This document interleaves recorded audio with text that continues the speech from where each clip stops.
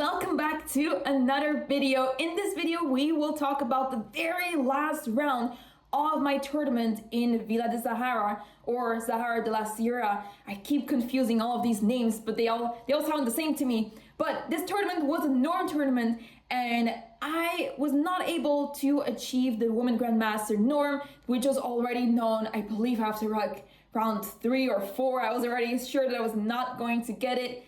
But it was still a really fun experience. More on that later, but first, round 9. In the last round, I faced final boss of the tournament, Roberto Carlos Gomez Ledo. He is an international master from Cuba. I believe that's Cuba, right? Okay, I just have to double check that. What if I'm saying something wrong? And yeah, it was, at first people were like, oh, that's a good pairing because, you know, like if you have that, you know, one of the highest rated players of the tournament in the last round, you know, like for norm chances, it could be ideal. But no, of course my opponent wants to beat me, especially now. So I knew what I was up against, but I was really excited and tired, but excited. Anyway, also this day was when daylight savings happened and the round started at 9 a.m. So then basically my biological clock says that the game started at 8 a.m., which was even earlier. And then basically I had no rest, as usual. Anyway, I started with e4. My opponent went for e5. And yeah, we had Italian once again. I just wanted to see and try it out because I've been getting decent positions, but a little bit of understanding here is missing here and there. So I want just to see and test what happens. Bishop c5, d3, knight f6, short castle, d6, c3, a5, all standard moves, honestly. a4, bishop a7. I have to double check the lines properly because the move orders in the Italian are completely insane. It's so difficult to understand in which position you should play which move and why. It's very difficult. So by playing, I try to learn and understand the moves better. Knight a3 is what I played, with the idea that maybe I play knight b5, maybe I play knight c4, maybe I go knight c2, that's also possible, but basically I'm very flexible with that knight. Short castle, h3, knight e7, and yeah, my opponent is of course moving the knight to g6, which is one of the ideas to play here. Rook e1, knight g6, bishop b3. I give some space to my precious knight on a3 to go to c4. h6 is what my opponent played, knight c4, rook e8. And here, I was not entirely sure what I wanted to go for, but I decided to play queen c2. With the idea that I wanted to play d4. It's that simple. I just want to play d4 at some point. And maybe knight e3, maybe bishop e3. Well, I guess I want to keep that bishop on c1 first because I don't want to allow knight f4 that easily. But I guess I still did it anyway because knight h5. By the way, just to show you real quick, of course, I did consider taking that pawn on a5, which is one of the ideas of putting the knight on c4 to attack the pawn on a5. And I was very much expecting move c6, but it didn't happen. But I was thinking if I take on a5, I don't think I really like this position because king takes, rook takes a5. And I traded the f pawn for the pawn on a7. And as you can see, I suddenly had this big hole in my king side. And since my opponent is trying to attack on the king side, that can really cause some big consequences, right, for me. And yeah, I wasn't really sure if that was, you know, good for me. And I thought, okay, it's probably not worth it.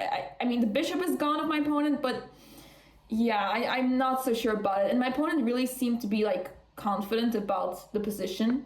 So I thought, okay, like I think I need to be a bit more careful. So I played queen c2. What I didn't realize is by playing queen c2, I'm allowing knight h5. Because here in this position, there's no knight h5 because of the discovery attack, knight takes e5, and then you can take that knight on the next move and you win a pawn. So by playing queen c2, I'm getting out of that diagonal and I allow knight h5. I thought, okay, Anna, just great, amazing, good job. So instead, yeah, I have to face this and deal with it. I played move d4 because I thought, okay, now is the time to shut that bishop down and try to create some pressure on there in the center. My opponent plays queen f6 and I play knight e3. My opponent plays knight hf4 and I suddenly start to realize there are some issues. Because I played knight e3 with the idea to play knight g4. And I thought, okay, takes, seems all right. don't see the issue. A little bit annoying, but this queen is not doing anything here. I'm fine. But I missed that after knight g4, there's just knight takes h3. And my pawn has to take, and then I lose a pawn, and I'm going to lose the game probably. Apparently this is fine because of rook e3, which is crazy. I guess you have to take on g4 first, but yeah. Because now you're attacking that pawn on g4.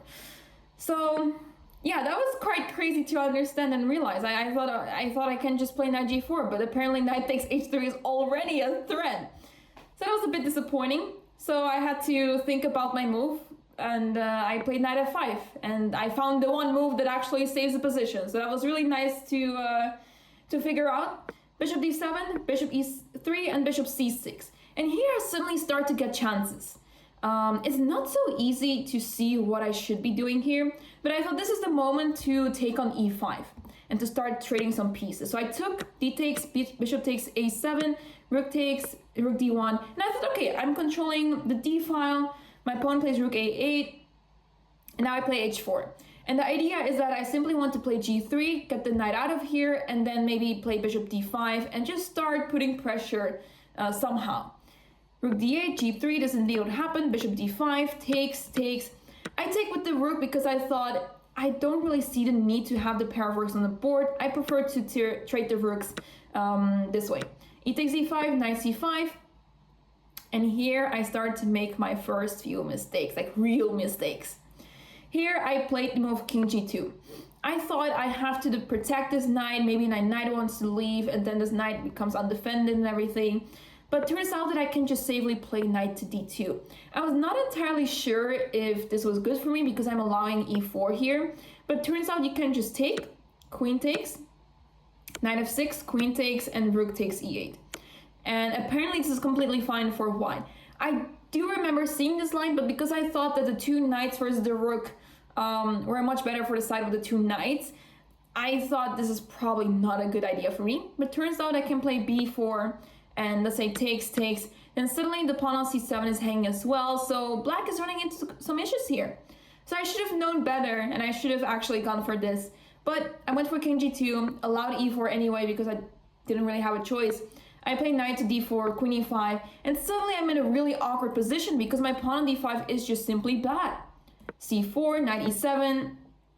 I took the knight off the board, of course, rook takes, and here I was just struggling to find a move because my knight is under attack. If I defended with the queen, then knight takes a4 is incoming, and I just didn't really know what I was supposed to do here. I already felt like, okay, like this is the, the start of the end, basically. I could see the end approach really soon. But okay, we're still going to try and see what we can do here. Knight to b3, knight d3. I'm aware that this knight is coming in and what to do. Rook e3, b6, queen e2.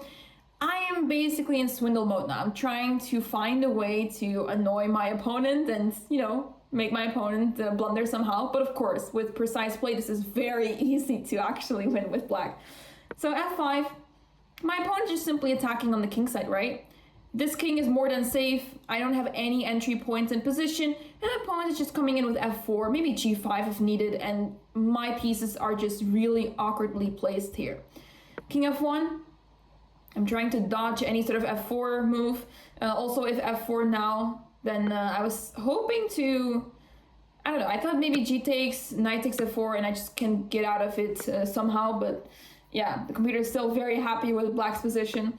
So yeah, my opponent didn't play this, just took the pawn on b2 because why not? I play c5 to try to open something for my queen.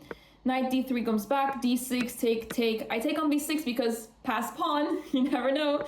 Rook b7, of course, f4, queen c3, queen e2, king h7, knight d2. I'm trying to find a way to trick my opponent, but of course, this is very easy to defend, and maybe like a bullet game, something can go wrong. Rook takes b6, queen f7, and, well, I have a little trick here, I guess. Not sure if my opponent plays any move, let's say. I'm not sure if this is, going to make the draw. Probably it will be. I think it's actually like... Okay, actually, so the thing is, let's say any random move happens. Let's say rook c6. Queen takes f5. And, yeah, I was thinking g6, but, okay, I guess in this very specific situation, there's queen d7 check. And then you don't have queen e7, queen g7. Anyway... I was trying to illustrate that queen g7 is a move. But yeah, it turns out that there's like many issues in black's position. There's knight takes e4 as well, so really gotta be careful there with black. So that's why queen f6 went back. I was thinking actually that, okay, my opponent doesn't really have to defend actually, because queen c1 is just forced mate. I was like, okay, like if my opponent plays queen c1, I am just going to resign, because that's a disaster. If king e2, it's checkmate in 1 even. If I go the other side, then I was thinking queen takes here, where to go. If I go to the first rank, then rook b1 check, and checkmate is on the next move. If king h3, knight f2 check, king g2, knight here, let's say king g1, queen f2, king h1, and checkmate. And I thought, okay, there's literally nothing I can do about this. So that's why I was going to resign after queen c1, but my opponent went back to f6, so I thought, okay, the game keeps going, sure. Queen e8, check, king g2, rook b2, rook e2, queen e1, and the final attempt to try to get my, task done somehow.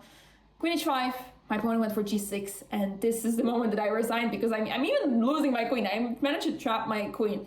It was kind of on purpose, because, I'm threatening something, and I had to defend my rook on e2, my poor rook.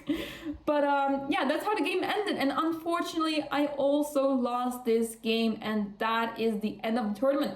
I finished the tournament 2 out of 9, which is not a great score at all.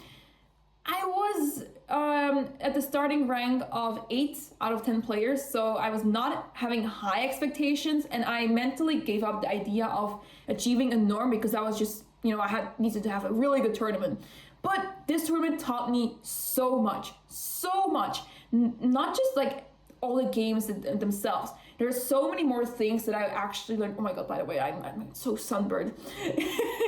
But this tournament really taught me a lot. So even despite losing almost 40 rating points, which is a lot of points, I learned so much, and I feel like this is, long-term progress. And I'm in here for the long run. I want to see and try how far I can get. And this is kind of like a, bummer, of course. It's like, not really what I'm hoping for. But I think in the long run, things will start showing. So this is just the beginning, and it's okay to have setbacks, but I'm ready for my next tournament, which is starting in a couple of days. Okay, actually a week from now, from recording this.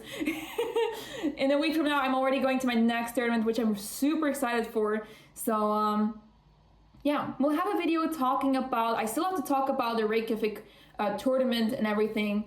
But yeah, the plan is to have a video where I just talk about what goes on behind the scenes, my mental preparation, and all of that stuff. I will talk about that in my next video. Not sure when I will record it and when it goes up, so stay tuned for that. But for now, thank you so much for watching. Thank you so much for all the support throughout the tournaments. I saw you guys watching the live streams now and then, and it was super awesome to see you guys watch the streams, and also a lot of locals were watching the streams, which is super awesome. And also a lot of friends of the participants were watching, so it was really awesome. So thank you so much for all the support. Thank you so much to the organizers for organizing such a wonderful event. And yeah, I had a blast despite my poor performance, let's put it that way. I had a wonderful time, and the people there were great. So I hope to be back sometime soon and actually do better. I can do better. I can do better than this. Anyway, thank you so much for watching. Have a great rest of your day, and hope to see you in the next video.